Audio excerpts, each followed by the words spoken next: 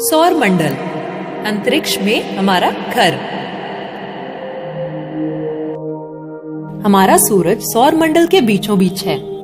8 ग्रह और लाखों छोटे छोटे एस्ट्रॉइड्स या क्षुद्र ग्रह लगातार इस सूरज के चक्कर लगाते रहते हैं। इन 8 ग्रहों को 4-4 में बांटा गया है। पहले 4 में वो ग्रह हैं जो हमारी पृथ्वी जैसे ही हैं, और वो हैं बुध यानी मरकरी, शुक्र यानी वीनस, पृथ्वी यानी अर्थ, मंगल यानी मार्स, और दूसरे हैं वो 4 ग्रह जो गैस के बड़े बड़े गोले हैं, जैसे बृहस्पति या जुपिटर, शनि या सैटर्न, अरुण या यूरेनस, और वरुण या नेपच्यून। बुध, शुक्र, पृथ्वी, मंगल, बृहस्पति, शनि, अरुण और वरुण। बुध या मरकरी सौर मंडल का पहला ग्रह है। यह सूरज के सबसे ज्यादा पास है। यह सभी ग्रहों में सबसे छोटा और सबसे हल्का है। बुध या मरकरी ग्रह सूर्य का एक चक्कर लगाने के लिए जितना समय लेता है, उससे कहीं ज्यादा समय वो अपनी धुरी पर गोल घूमने के लिए लेता है। यानी उसका 1 साल उसके 1 दिन से छोटा होता है, और इसी कारण इस ग्रह के तापमान में बहुत ज्यादा बदलाव आते रहते हैं। मरकरी का ना तो कोई अपना वातावरण है और ना ही चंद्रमा। अब आते हैं शुक्र या वीनस पर। सूरज से दूसरे नंबर का यह ग्रह सौर मंडल के चमकते चमचमाते ग्रहों में से एक है, और अब तक मनुष्य को जितने भी ग्रहों के बारे में पता है, ये उनमें से सबसे गर्म है। क्या तुम जानते हो कि शुक्र या वीनस पर तापमान कभी 437 डिग्री सेंटीग्रेड से नीचे नहीं आता। यानी रसोई घर में रखने वाला तेल शुक्र पर अपने आप उबलने लगेगा और उसमें से धुआं भी आने लगेगा। क्या सोच सकते हो, 437 डिग्री सेंटीग्रेड, कितना ज्यादा गर्म होगा यह ग्रह। शुक्र के पास भी कोई चंद्रमा नहीं है। अब अगला नंबर है हमारे घर का, यानी हमारी पृथ्वी, जिसे अंग्रेजी में अर्थ कहते हैं। पृथ्वी इकलौता ऐसा ग्रह है जहां का तापमान ऐसा है जो पानी को तरल रूप में रहने देता है, और यही पानी हमारे जीवन का स्रोत बनता है। अब तक जाने गए ग्रहों में केवल पृथ्वी एक ऐसा ग्रह है जहां हमारा जीवन संभव है। पृथ्वी के पास अपना एक चंद्रमा है जिसे हम सब ने देखा है।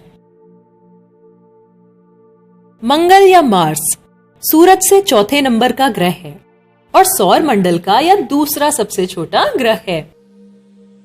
मंगल या मार्स इतना छोटा है कि बड़ी मुश्किल से वहां पर वातावरण की एक पतली सी परत पाई जाती है। और जीवन जीने के लिए वातावरण कितना जरूरी है, ये तो तुम सब जानते हो।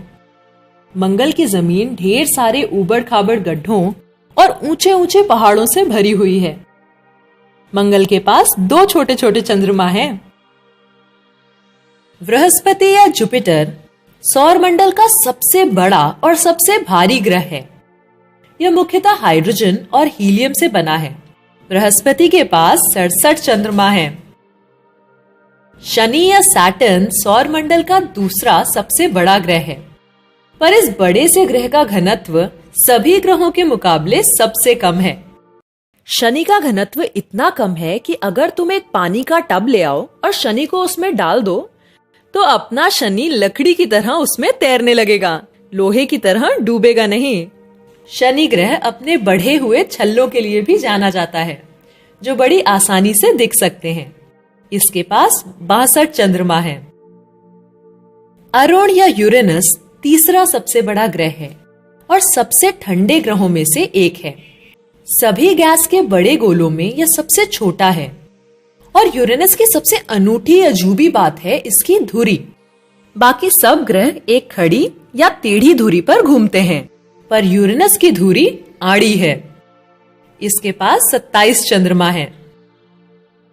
वरुण या नेपच्यून सौर मंडल का सबसे अंतिम ग्रह है, और यह यूरेनस से काफी मिलता जुलता है।